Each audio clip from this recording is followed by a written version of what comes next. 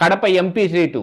ఉమ్, అసలు మీకు um, YS Vivekananda Reddy MLC ఓడిపోయాడండి బీటెక్ రవి మీద. అవునా?